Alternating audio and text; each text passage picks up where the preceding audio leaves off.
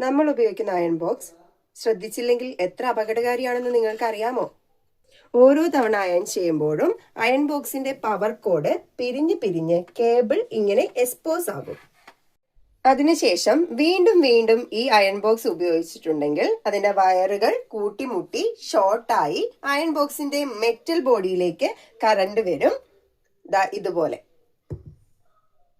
അങ്ങനെ വന്നാൽ നമുക്ക് ഷോക്ക് അടിക്കുകയും ചിലപ്പോൾ മരണം വരെ സംഭവിക്കാനുള്ള സാധ്യതയുണ്ട്.